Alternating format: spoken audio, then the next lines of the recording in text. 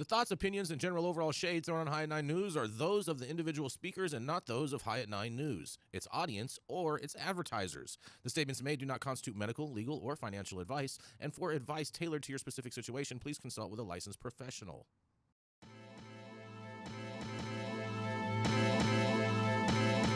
Welcome to the High at 9 News Hour, where you will hear from cannabis industry experts and professionals from around the country talk about important topics while shining light on global issues and discussing cannabis as it relates to politics, regulation and reform, data and technology, science, research and medicine, family and parenting, art, celebrities and entertainment, fitness, sports, mental health and wellness, and plant-based medicines and entheogenics. Together, we are building a stronger community, fighting the stigma and creating change.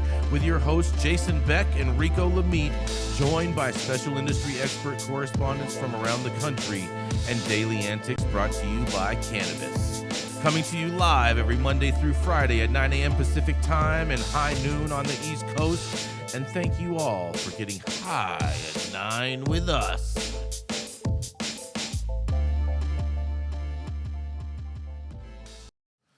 Oh, yeah. Good morning, everybody. Happy Thursday. It is Thursday, October 5th, and today is National Do Something Nice Day. Oh, boy. It's also National Get Funky With It Day, National Rhode Island Day, and National, this is Gretchen's favorite, National Apple Betty Day.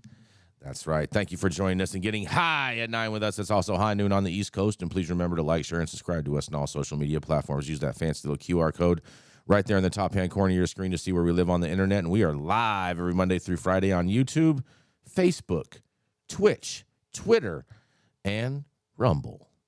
Oh, yes, but kicking it off today, we have the fiery, redheaded conservative. That's right, it's Gretchen Gailey. She loves to whip it up and dish it out on Capitol Hill to all of the liberals and send them all crying home with their crying towels. That's right. It is the founder of Panoptic Strategies, Miss Gretchen Gailey. Well, good morning, good afternoon, wherever the hell you are.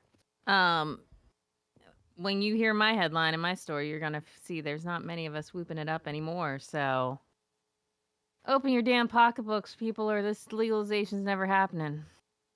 Top marijuana advocacy groups consider merging amid fundraising challenges and leadership transitions. One of the nation's leading marijuana reform organizations is undergoing some major changes as it fights to restore a level of funding that has enabled it to help end cannabis criminalization in states across the U.S. And as that philanthropic support has gradually dissipated amid an increasingly challenging political and economic environment, the Marijuana Policy Project is now considering a variety of paths forward, including a possible merger with NORML. MPP hasn't publicized the fact that its executive director, Toy Hutchinson, recently stepped down and has been temporarily replaced by longtime senior staffer Matthew Schweik. But part of the reason for that silence is because the organization is still reconciling with the restructuring. MPP staffers revealed in interviews that the organization, at least for now, is suspending its ballot campaign arm, meaning it will be exclusively focusing on state legislatures due to financial restraints.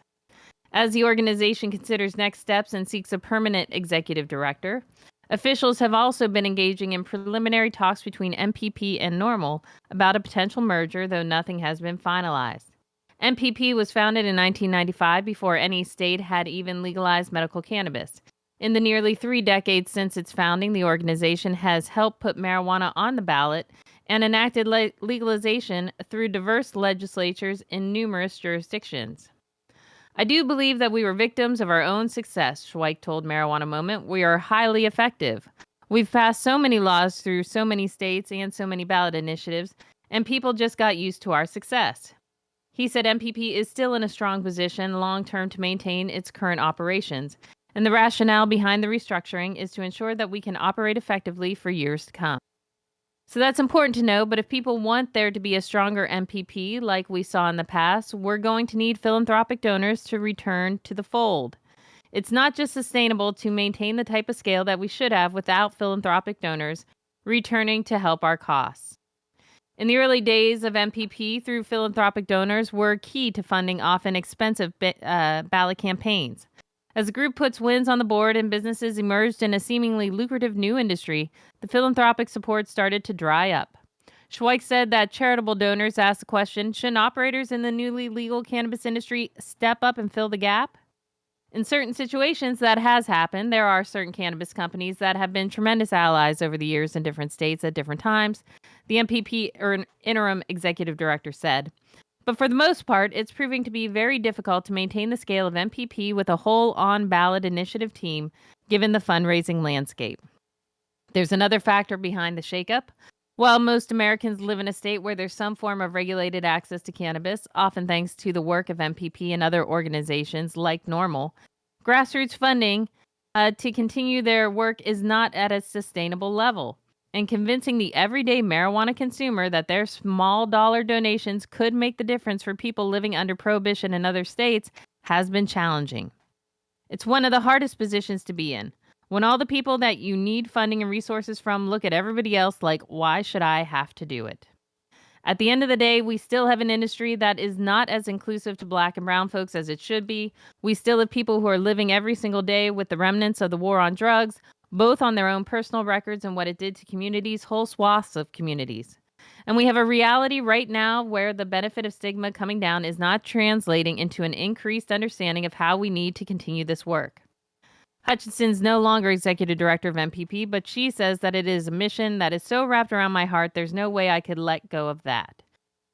She is said to make an ethical calculation, continue to take a paycheck to represent the organization, or depart so that the team she admires and previously worked with as an Illinois state legislator fighting for reform could continue its operations, even in a more limited capacity.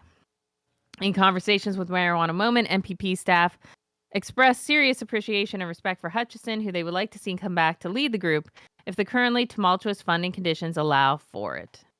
I think this, well, frankly, Toy left. I love how they say recently. I mean, it's been a few months, and they have not been speaking up that Toy has been gone. This industry is going down in flames, people. You need to open your pocketbooks and start giving.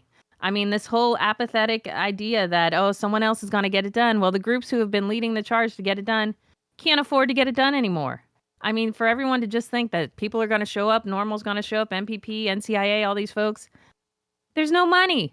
You don't want anything to happen in this industry, continue just the way it is, because all these folks are going out of business, and you are no longer going to have any advocates working for you in Washington. This is Gretchen for High at 9 News. Thank you, Gretchen. I appreciate that commentary. I want to make sure I'm the first person to respond to that before Jason mucks it up and says something, you know, and then you got to go after him. I do want to say this, right? For everyone that's watching this, if you consider yourself to be a minority, if you consider yourself to be somebody that is excluded out of a lot of industries, I want to say this to you because I don't think that it's said enough. And I don't think that Gretchen even implied it, but I'm somebody who hears something, so it's hard for me not to say what I hear. When you hear these terms, industries being more inclusive to minorities, what you're hearing is them, that's just a dog whistle. No industry or government, you guys, our viewers watching, no industry or government can make anything inclusive for you. They could never do that, all right? First of all, they can never make any one particular person happy. It's on you to make sure that you are included. And how do you become included? You her say there are companies that have been fighting on our behalf and we haven't even helped them at all. How many of you watching donated $1, $5, anything to them whatsoever? Possibly nothing. So this is how you get included to anything. You actually have to start showing up, you guys. There's a lot of money that comes from out of our communities that benefits this industry more so than anything else. And if you really want to be included, you have to start leading with your pocketbooks. And it's going to take a lot of us to do it, but there will be no country, government, or state laws or industry that's just going to include you in something when they know that they're taking money from you and they're not really giving you anything that you couldn't get to yourself. So you guys ultimately are going to have to start reaching in your pockets, and I'm going to be one person to make sure I'm going to do the same thing.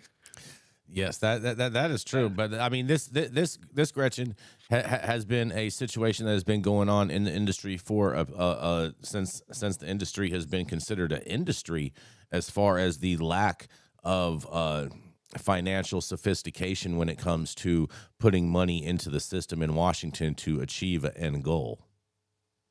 Well, and I think a huge problem, frankly, with MPP has been because their work is so focused on the state level. Yep. That once a state legalizes, people are like, okay, job's done. Done. Yep. And they don't come back and That they is don't true. continue to give money. They don't realize that things are going to transition at some point. Their MPP got into playing the federal game. MPP is got into bed basically with USCC a few years ago, and I think that Exactly. also did not help with their That did not. continuation I here. don't think that's going to help with their fundraising going forward either. Well, and I know this is not a popular opinion of mine, but Rob Campia, the founder of MPP, Yep. for all his faults, was an amazing fundraiser. He And when was. Rob left, they lost a very important part of that group. Well, they And lost. without him, they have not been able to raise the money at all since Rob is gone. Well, Rob was holding all of the philanthropist, billionaire investors that were actually funding MPP in its very beginning, and so when he left, they basically left with him. Big issue. Yeah, it's a big And that problem. goes to show too Yeah, you that can't- some people will cut their nose off to spite their face. I don't think they should have got rid of him either. Anybody who's bringing in the money. Yeah. Well, I think those people, because around the time when he did was when all the hype and hysteria was coming around, the excitement around the possibilities of legalization in so many different states coming online with adult use measures, that they were like, oh man, it's going to be so easy to raise funds now. We have all this momentum going, and so we don't really need them. And then all of a sudden, boom, poof. Now look at you guys. Well, that's not exactly the reason why they dumped Rob. Let's not forget. Oh, I know. No, I'm not trying to say that that's why Rob they dumped did Rob. a lot of yes. inappropriate That's- things, and that I'm is not for suggesting sure. that he That's should for stick sure. around just because he could raise money. But when they're getting rid of their main fundraiser, they should have came up with a plan to actually keep bringing in the money. And I don't think or they that should have just silenced his looked at role. that. They should have just silenced his role and just made him just the designated fundraiser. Well, there's And that's what I'm if he saying. only had to interact with men, then perhaps that could work, but that didn't. I mean, Jason, I love Rob. Why? Because he is a wonderful political mind and strategist, but there was never a conversation I had with him where not an inappropriate thing came out of his mouth. And it takes a lot for me to be offended. Hello, clearly I'm friends with you. Well, So hold on, wait a minute. If someone offended you, I will defend your honor.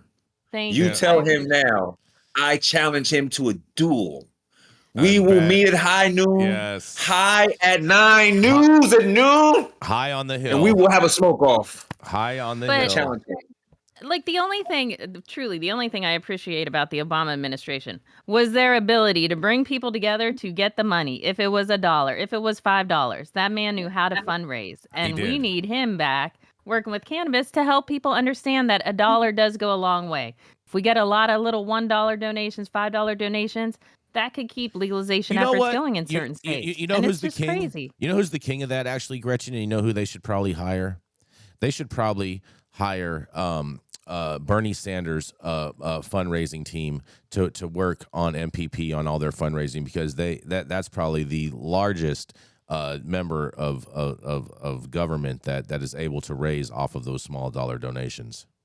I concur. Well, while I appreciate Bernie's support and bringing cannabis into the national conversation, the man hasn't sponsored legislation. He is not putting his mouth where his money is at all. I was So, just Bernie, referring- you want to step up for this industry? Go for it, Bernie, before you die. What the hey? No, what I'm saying is that MPP needs to go after and hire the people I that are understand doing what his you're fundraising. saying. I got it. Okay, that's all. I understand. Okay, just wanted to make sure I'm not confusing you. I got a lot up here. A lot you don't give me credit for, Jason Beck. Stop it. I give you credit all the time, Gretchen. I think you're fabulous. Yeah, suck it. Rachelle, what do you think of the lack of fundraising in this industry? You with us, Rachelle? Can you hear Can me, you hear us, Rachelle? Rachelle? Ro, I Ro, don't Ro. think she hears us. Rochelle, we talking to you. Can you hear us? I couldn't hear what Gretchen was saying. Gretchen said, "What do you? What do You I couldn't hear think? anything Well, you said." I heard her story, but then the commentary I could not hear. Weird. All I'll say is that it's always been my feeling that the advocacy in our industry has been, for lack of a better words, disjointed. And so I always feel like we are stronger when we band together. And the fundraising challenges are not, only in cannabis, it's across the board. Charitable giving is down because we're in a strange economic climate, to say the least. So, I mean, I think it's a smart move. Mm-hmm. I mean, and it's silly to think, we always talk about consolidation happening across the industry, that it wouldn't happen to all these groups here in Washington either. Consolidation is coming. They cannot continue to sustain that the way that they are. I don't think NCIA is going to survive much longer. Nope. I think you're going to see some other folks folding.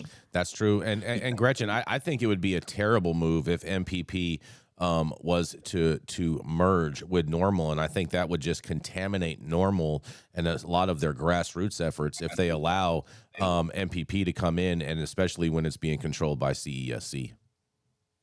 Well, Or I USCC, might slightly excuse me. disagree with you there, Jason, because I think MPP's been a lot more has accomplished a lot more with their grassroots efforts than Normal ever had. Normal has the largest database of people. I don't give a shit it. about database. I give about wins in the legislature, and Normal has zero. That's a fair MPP point. is the ones who've been pushing ballot initiatives across this country. They have been for doing the past that 30 years. That point is true, but you can't push a ballot initiative on the federal government. Well, let's start taking some money. See what I'm saying? See what I'm saying? All right. We're gonna go to a commercial and we're gonna be back. Unless you have something to say. You have something to say? Please go right ahead, Gretchen. Oh, I always got something to say. Well, please. People, it is so basic what you need to do. Nobody needs to give $1 gazillion. You just need to give a little something. Show up with your time. Show up with a letter. Call a representative. Just show up. That's what this industry needs to do. Mm-hmm. Maybe we can have maybe before we go commercial, maybe we can have our people in production put some information towards donating in our links. That way people can actually access the links from our platform and be able to go and donate. You guys watch and listen. You do not have to be rich. You can really just donate $3, $5 minimum. And for a lot of you guys out there, I know you have $5. So if all of us just chipped in and just gave $5, we would really do a service for ourselves. A lot of us are sitting back waiting for someone else to do the job, and the mess is in front of us now. We can all just get in, chip in together, and clean it all up. Oh, that's a beautiful thought, Tony, but it's not reality. But nonetheless, we got to go to a commercial. We're going to be right back. How's it going, guys? Saman Razani coming to you from Green Street here with Jason Beck, smoking on the best weed in the world. Did you know that we have an audio-only version of our podcast available on Apple, Google, Amazon, iHeartRadio, and Spotify? Tune in now and check it out.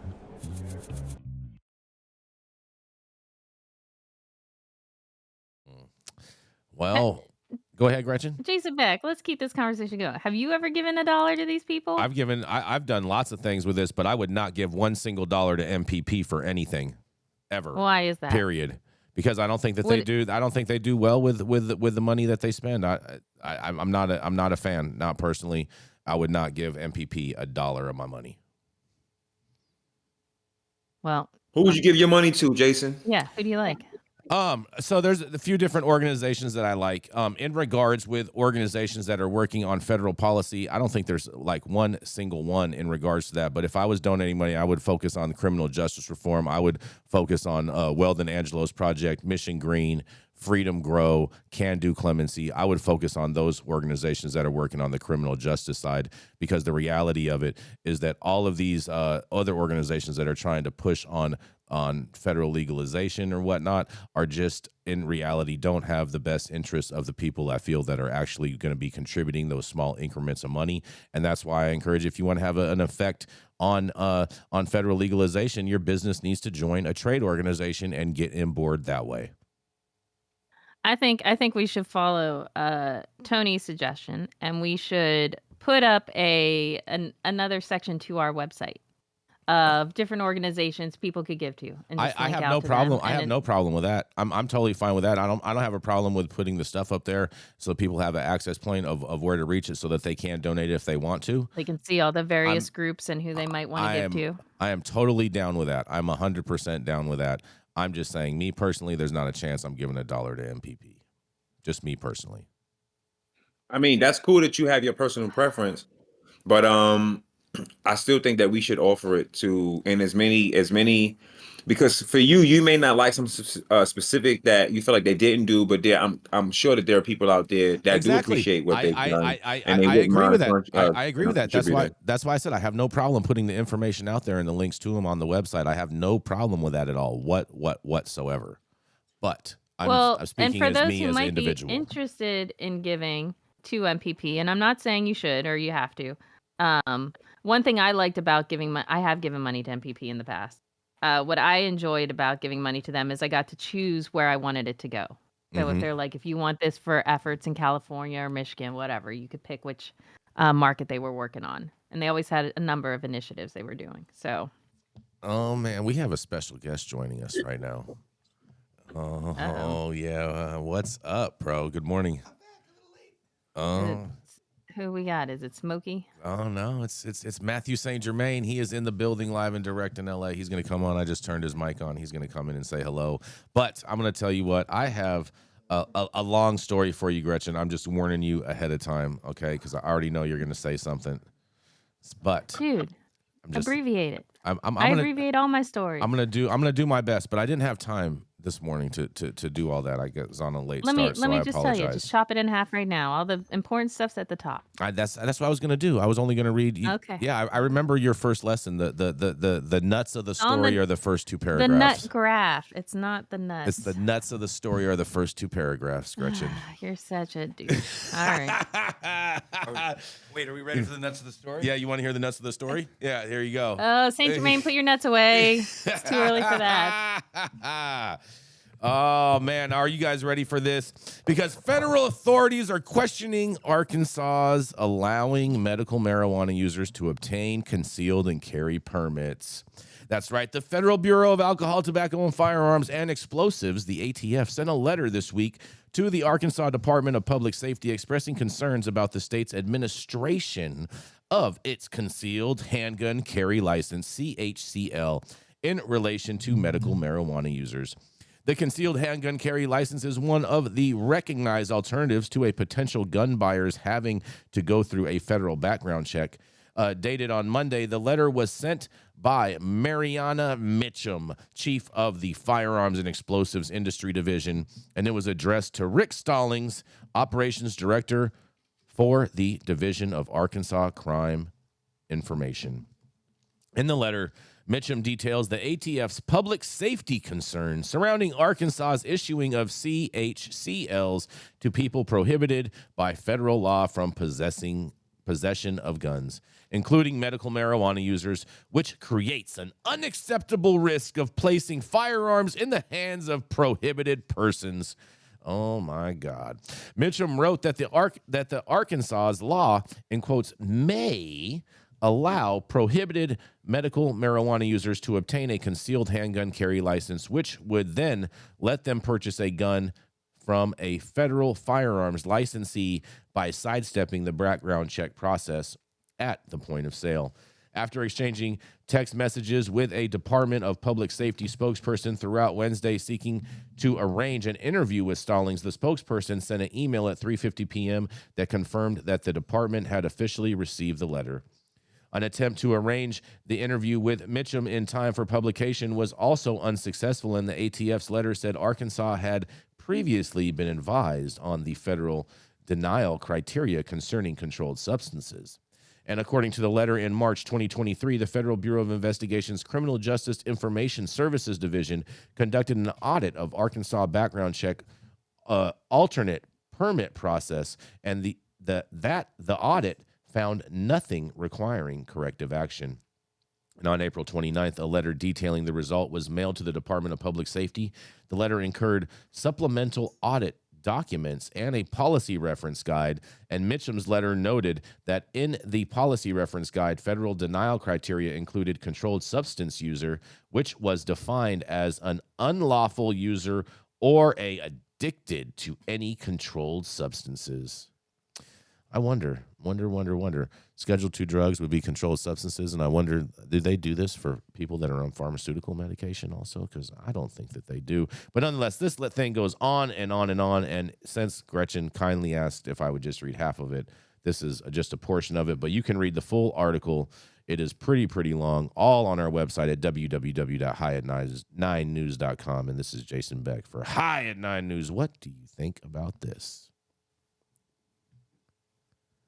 So, because I definitely like to tune you out, just in a nutshell. So, Yes. Arkansas is allowing marijuana medical patients to conceal and carry. That's the gist, and the ATF has a problem with Well, it. I think what's happening is they have a brand new program, right? And so basically, I think what is happening is they have people that are patients that already previously had concealed carry licenses, and so they're not doing a background check when they issue these new medical cannabis licenses to people to see if they had a CHCL.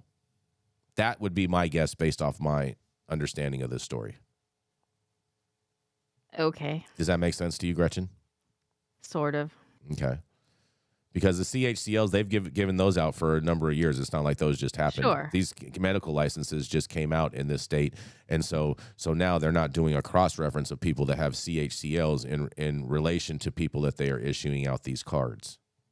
Got it. Is there any concern coming from the governor's office? Because last I checked, she's not the biggest fan of cannabis. Let me scroll down. Let's see. I don't believe so, but let's see what she I did a says. quick scroll. I didn't see any. I don't see anything in regards to the governor's position on this. This just looks like this is just a department battle of departments, and that's pretty much it. There is one quote in here that's kind of interesting. Forrester doesn't know if losing the concealed carry license exemption to the application process would be a good or bad outcome. And in a quote, they say, the problem you have with this system right now is I don't care if you're in Alaska or all the way from Florida up to Maine and Hawaii. Everybody's using the system, Forrester said, pointing to his countertop computer screen showing the Law Enforcement Enterprise Patrol, or LEAP. It's the program that every Walmart, every gun store, every Bass Pro Shop uses to submit background checks digitally. The system will only take so much, and Forrester noted that on Black Friday, a holiday season, it'll jam it all up. And do I know that for a fact? Do I work with their IT? No, but I notice on busy retail days, we have a high probability of delays. So they're saying that the whole system is all screwed all the way around this, Gretchen. Because they're worried about putting guns into People that pot-loving smoke it. people's hands. Yeah, exactly. I think Arkansas's got bigger problems to worry about. But I totally whatever. agree. I feel like this is getting kind of pushed by Tom Cotton a little bit. Isn't that your boy? I mean, it's not necessarily my boy. He's the largest prohibitionist in the Senate. I don't know. I think a good conversation needs to be had with the governor there and try and get her on board cannabis. But if no one's paying any of those good old lobbyists to have that conversation, we're effed. Yeah, I'm going with the we're effed. I'm going to ride with that. You know what I mean? And I'm going to tell everyone out there, too, don't bend the knee to that system. Keep your concealed and carry and keep your medical cannabis card. I'm a weed smoking gun owner. I've never shot anyone. See? That's good of you. You have any thoughts on this, Rachelle or Tony? I'll say that I'm so sick of the whole like cannabis versus guns. It's just, in my opinion, personally, just another way to weaponize cannabis. Since everything else now that the prohibitionists are saying has failed and been proven untrue, it's like, okay, well, your guns though, how about we take your guns? Nobody wants to lose their guns. So if they have to make a choice between that and the plant, I would say a lot of people are going to choose guns. And I think it's a lot of bullshit, personally. Yeah, I'm with you. On that. Exactly. Tony, what's the stance in Texas? I feel like y'all would have a lot of gun-loving, conceal and carry medical patients out there. Well, in Texas, you don't need a license to carry and conceal because this is a real state. So they abide by the Constitution.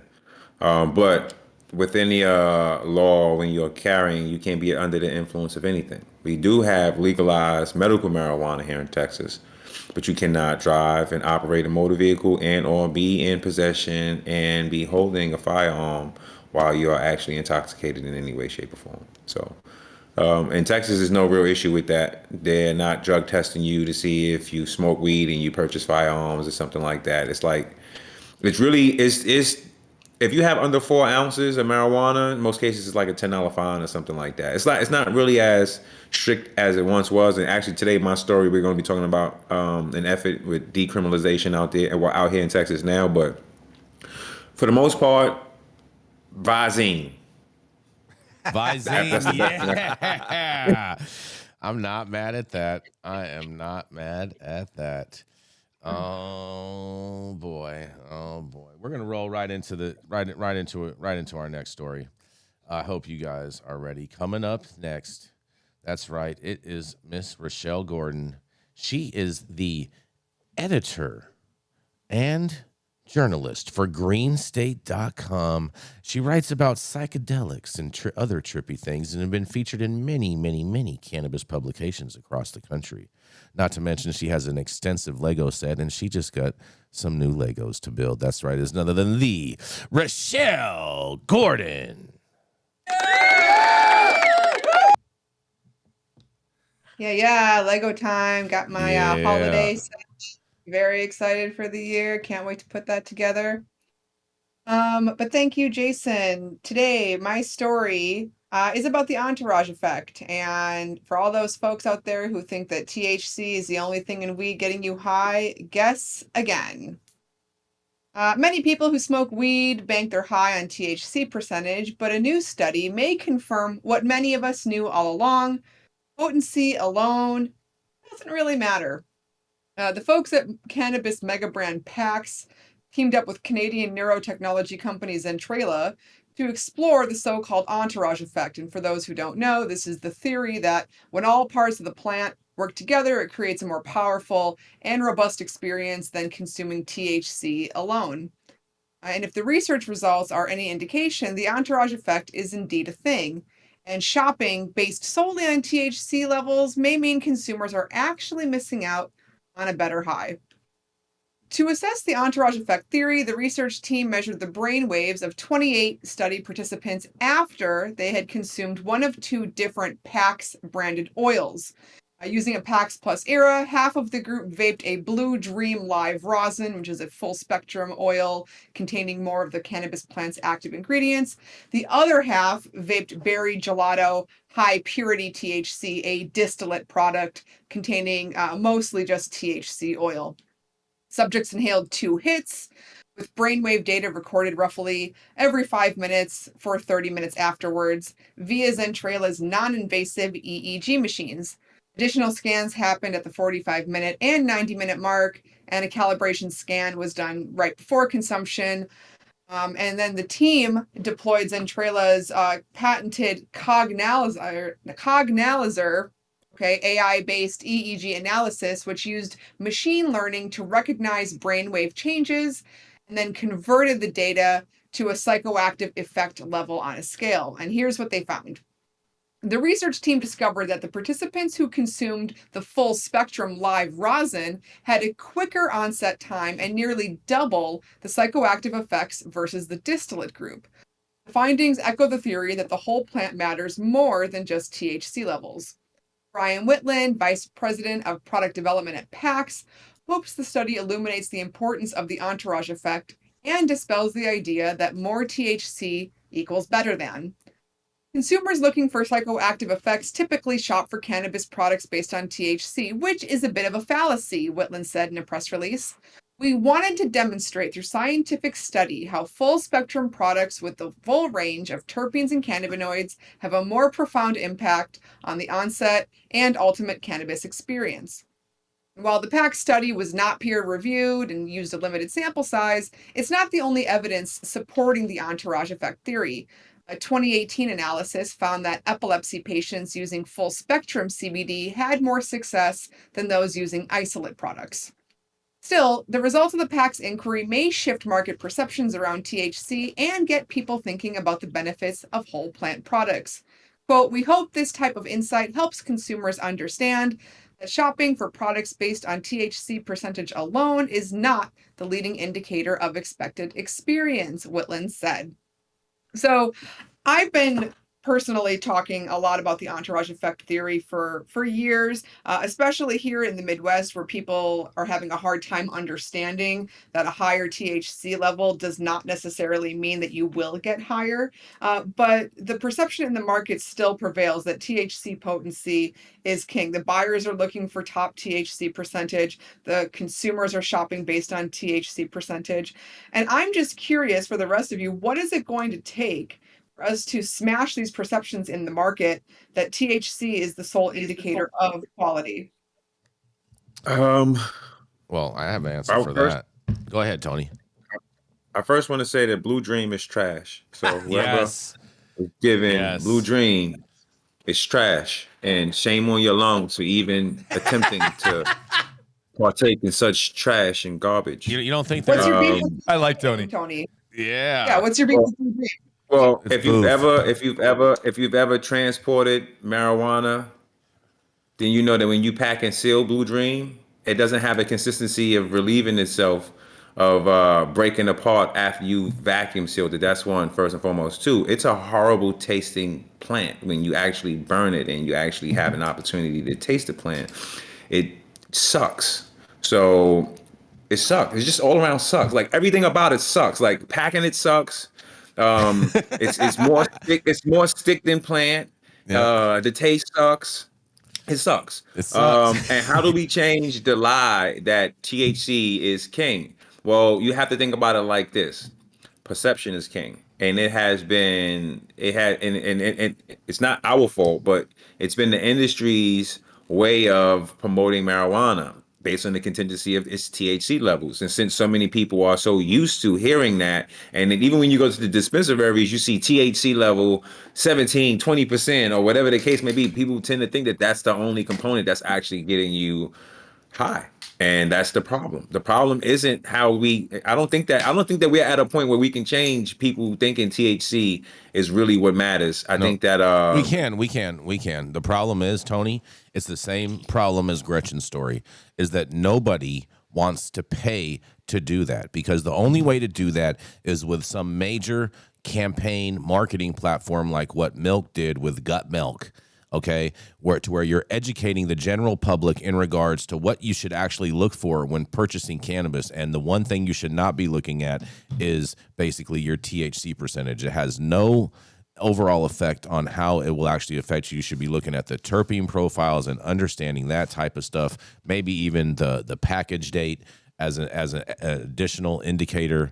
And I mean, that's really what you should be looking at. And in all honesty, ever since we went to legalization and cannabis became a CPG, and that stands for consumable packaged good, it has just ruined the quality of cannabis and the overall buying experience, because what used to work the best was the deli style way of dispensing, when you would stick your nose in a jar. Oh yes, I like that one. Boom, weigh it up for you, throw it in a baggie, and you're out the door. That's what worked. All right. Now, first off, Nose. CPG means consumer packaged good, not consumable. Whatever. You know what I meant. Yeah, you Thank always you. got those. You know what I meant. You know what I meant. I misspoke. Rachelle, truly, what it's going to take is 20, 30 years of education. It's going to take forever. Or This is not happening $20-30 overnight. million of education. I mean, it took Well, about 10 plus years. Along with in the general. education, yes, it's going to take quite a while for this to change. But yes, that is for sure. It's oh man, I don't see it. The only way I anytime can soon. see it changing fast, if it's like a super large platform that discusses marijuana, let's say, and then like drink champs, right? And they're just smoking, and let's just say Jason is on there and they're interviewing Jason, and then they have like a viral moment, and Jason is like, "You're stupid. THC means absolutely It is stupid. nothing." It means You know what I absolutely mean? Like, nothing and is then true. it's like, so something like that could change the culture, but You know what I Jason's would not tell going to him? be on. You know what I would tell him on that Drink show. Champs? So I would tell him Well, on. and let's be honest, it's not going to be Jason. It's got to be a much more influential. Such a hater. What did you Such do a to hater. Mom last I'm night? not- She's so mad at you. She's such a hater. Did you I'm not just do the saying. She's dishes? such a hater. It's got to be a celebrity. It's got to be somebody with an actual national voice. I do have a national You know, everyone voice, talks Gretchen. about. Oh, please. It's like if people talk about Sanjay Gupta and what he did for Charlotte's Web and all that jazz. You need a national platform. Here's the reality. does not have. Here's the reality in regards to what do you mean? This is America's #1 daily cannabis news show, Gretchen. We're the only daily cannabis news show. But that's why we're number one. that's right. I know. I understand PR spin, but Yes. let's call it Yeah. Come on, it's bullshit. But here's the All right, here's the continue. real. If No I was one on wants Drink to Champs, compete with us in this space, Yes. because they cannot compete they with can't us. do it exactly. why. Because we have the highest THC percentage in our Yeah, blood. we do have the highest THC percentage in our body. That's for sure, without a doubt. Because we don't Not smoke helping. boof. We don't smoke boof like Blue Dream, Gretchen. But Oh, your boof indoor. But the reality, what I would tell him if I was on Drink Champs, this is what I would tell him, Tony. I would be like, when you guys go and choose all of this alcohol that you're gonna put onto your set and offer for everyone to consume, do you give a shit about the proof number on the bottle? And they're gonna say, no, we don't give a shit. Da da da da da. And I'm gonna say that's my exact reason why you should not give a shit about the THC number on your cannabis. And on that, we're going to go to a commercial, and we're going to be right back. Relying on 25 years of commercial hydroponic experience, King Solomon Nutrients has engineered the best liquid and dry fertilizer products for cannabis that preserves the crop, the soil, and the environment. Through relentless passion, research, and innovation, King Solomon has developed simplified cannabis crop nutrition you can trust. It was created for farmers, by farmers. Don't mess around, try the crown.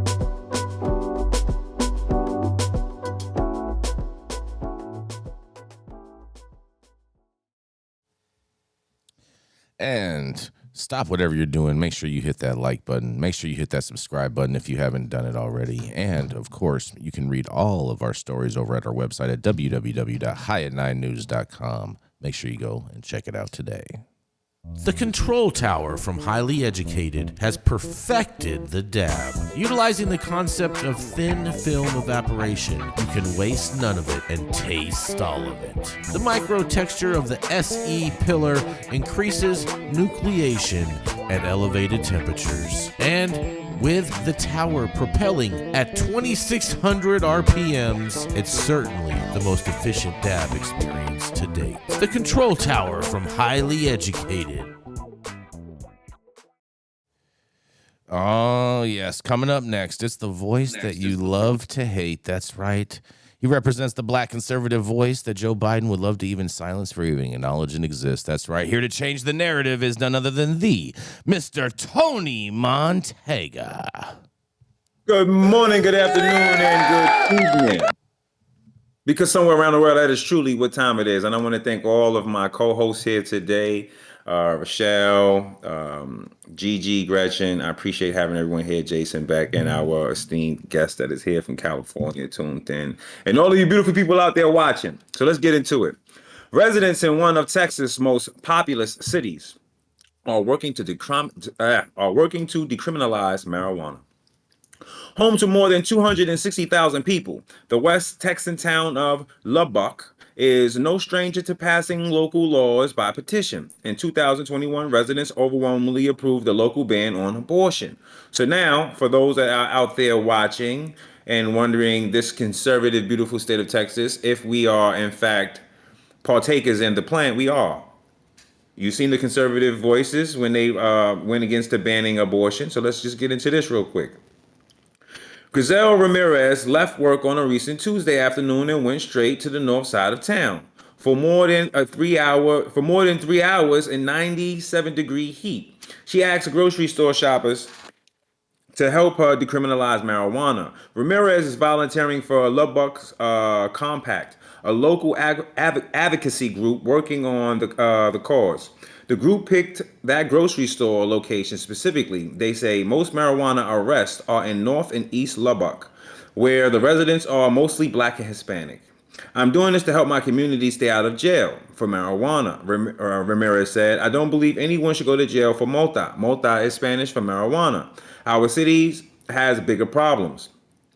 The campaign to decriminalize recreational marijuana in Lubbock is the latest in a strong struggle for cannabis supporters in the Lone Star State, which, unlike neighboring states, has resisted legalizing the drug. I'm sorry, you guys.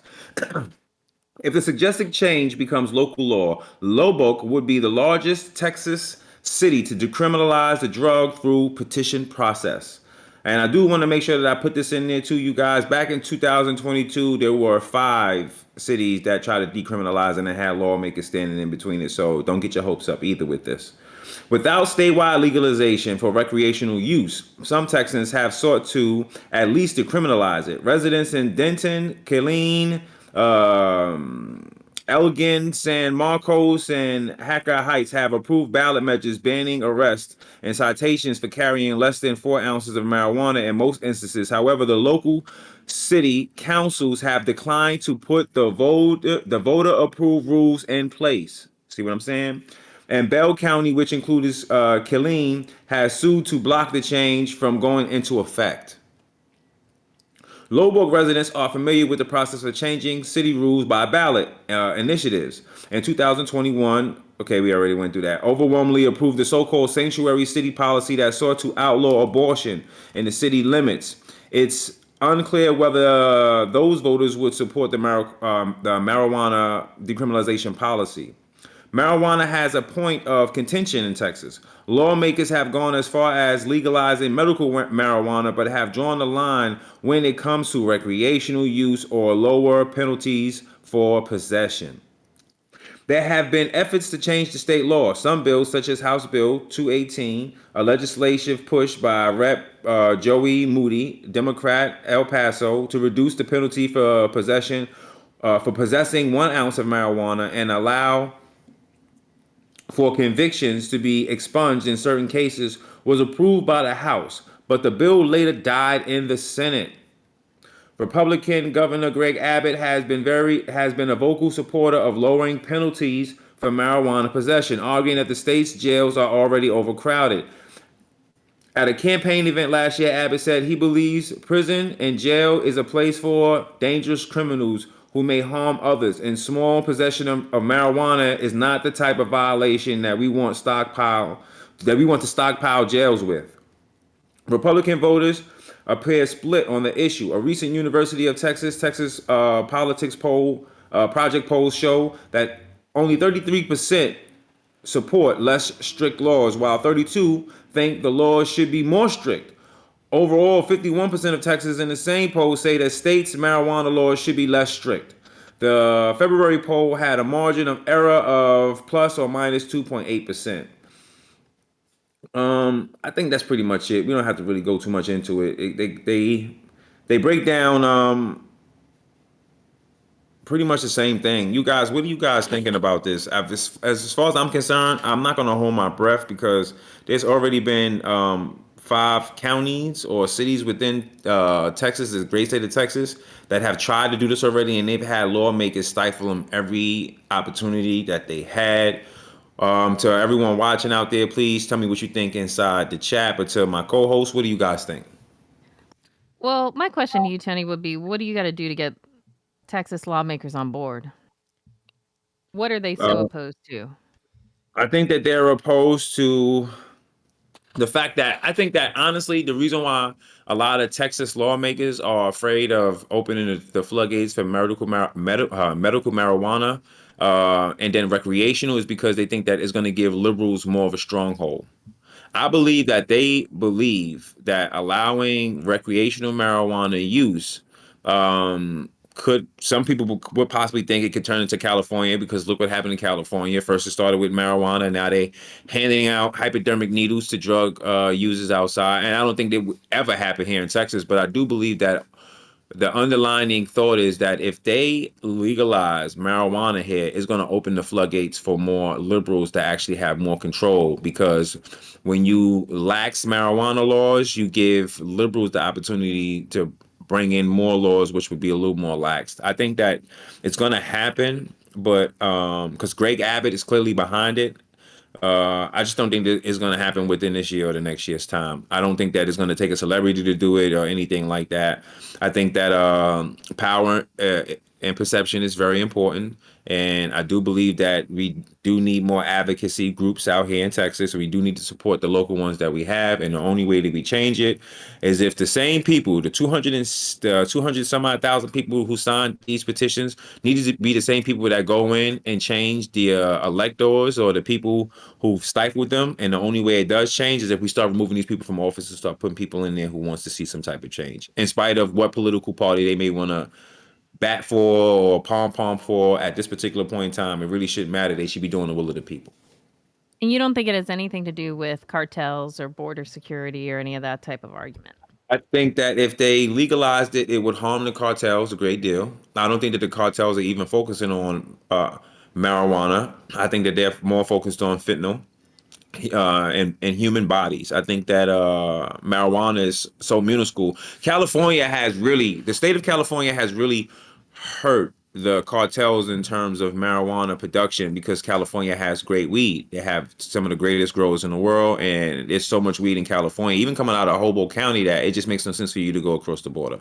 So, and unless you want some Mexican packed bullshit with a bunch of seeds in it, you're not really going to look for that bullshit that they have. You know, no disrespect. Take it as disrespect. I don't really give a shit. It's bullshit. From my understanding, from my understanding on a lot of this, they use the cannabis to pay the coyotes, basically saying, yeah, once you get everyone there, you could just have this and it's yours and there's your profit. Yeah, that's it. Because they can't sell it to a gringo. Like, no one in the States want that bullshit. Like, we literally have some of the best weed in the world coming out of California. So it just makes no sense for us to even go across the border. I think that if they legalize it, they're more concerned with liberals because liberals own the cool factor. Whether we want to admit it or not, as conservatives, liberals own the cool factor. And the moment that you open up the cool factor and you don't have any swagger to promote it, to control it, to have any legislation whatsoever that would still have someone wanting to be or lean conservative, they're gonna kind of tip over towards the left, because on the right, people are very dry on their approach and they lack imagination. And I believe that the main concern is power. I don't think it's about cartels.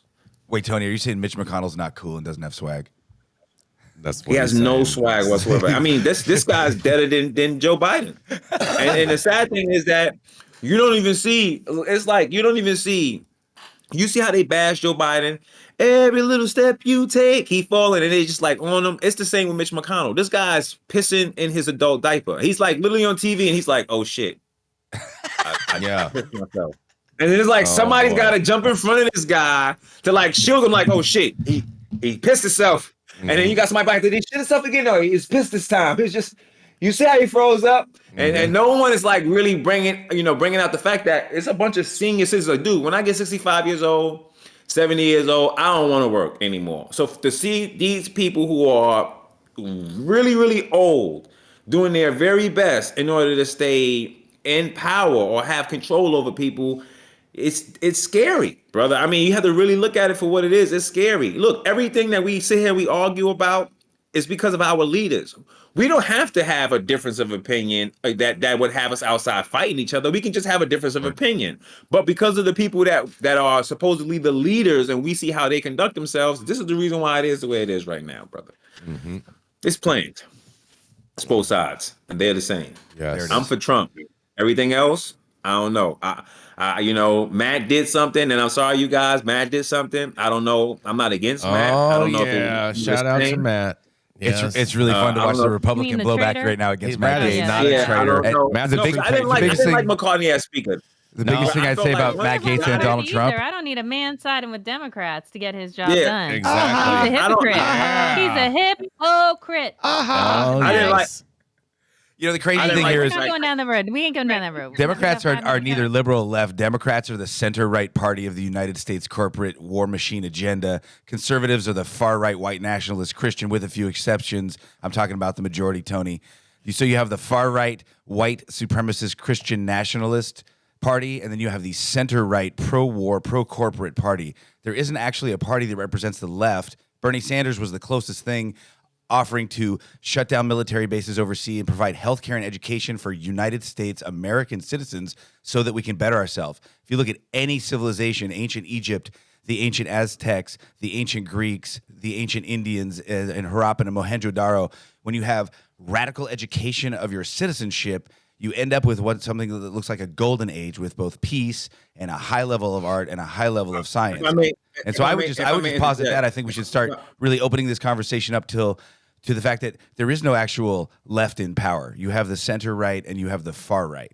And we saw what happened to Bernie when Bernie offered actual socialist democratic principles based on using our abundance and Bernie Sanders is a communist, and to be perfectly honest with you, Bernie Sanders didn't have a clue about what he was talking about. And I try to listen to everything you just said, and Yes, I was sir. like, once my ears started to become offended, I had to stop you, brother. First and foremost, in Egypt, people wore a lock of hair over their eye. That's the reason why you see most people showing one eye, and people say it's Illuminati. But the reason why there was one eye showed because in Egypt, I have a PhD in divinity. I'm a historian. And in order for me to have a PhD in divinity, I had to study over 1,500 religions, and I mastered 150 of them, and I speak 3 different languages. And I can assure you that the people of Egypt made sure when you saw them and saw a lock of hair over their eye, that means that they were not taught and they were not yet citizens. When you seen the lock of hair removed, that means they knew all of the laws and they were citizens. The reason why people keep talking about this BS healthcare stuff, instead of telling people eat right, we wouldn't have health problems if we didn't remove Monsanto's, remove estrogen, remove these chemicals from out of the food, Don't forget and give Cargill. people proper organic food, and you won't need to give anyone free health care. So why do you support a party? Why do you support a party that's bought and paid by these? Refuse to eat correct and put horrible things in their body, and then expect me,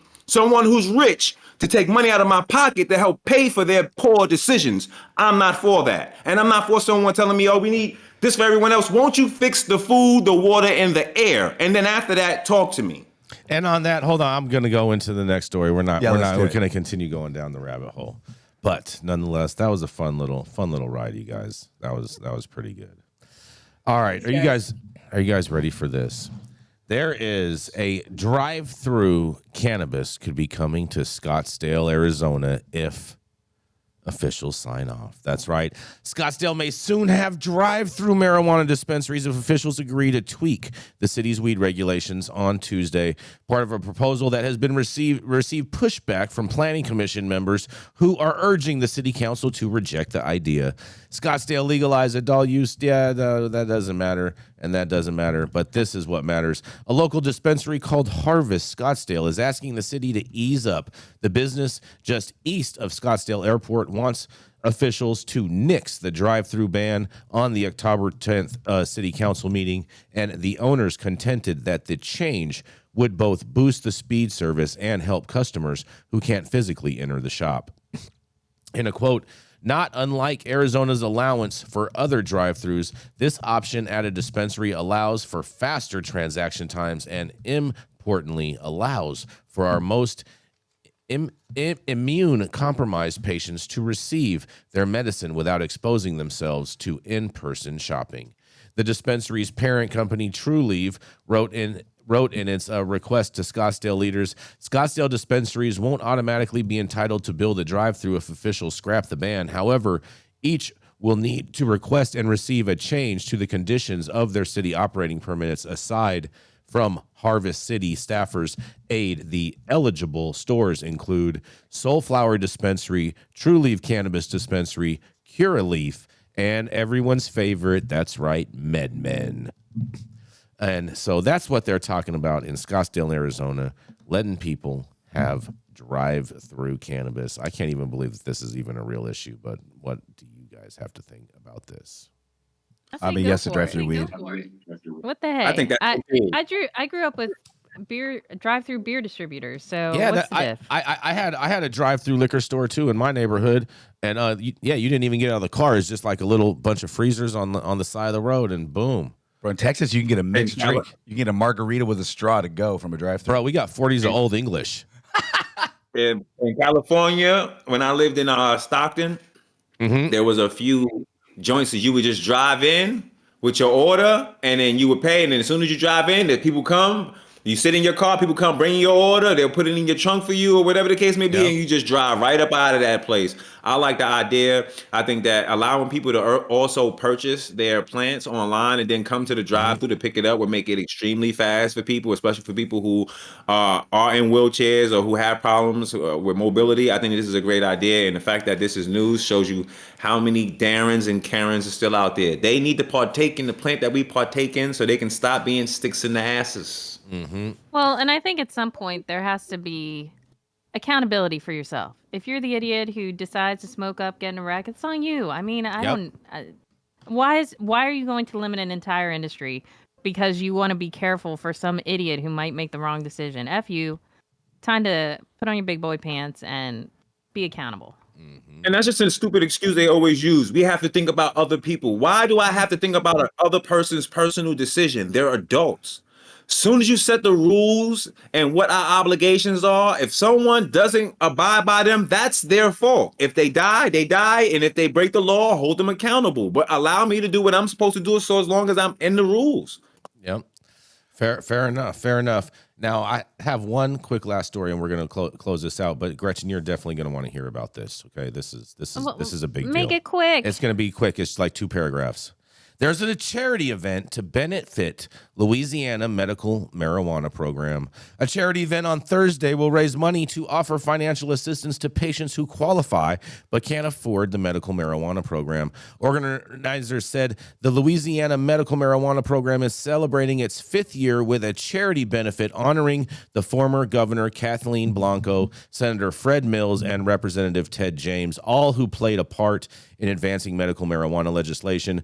Money raised, according to organizers, will go towards financial assistance for patients, and the Southern University Ag Center continues to position itself at the forefront of innovation, from first HBCU to occupy a space for medical cannabis research to the exceeding out of our product goals. We are ecstatic to celebrate 5 purposeful years of this work, said Dr. Orlando McLean's chancellor, dean of the Southern University Ag Center and the College of Ag.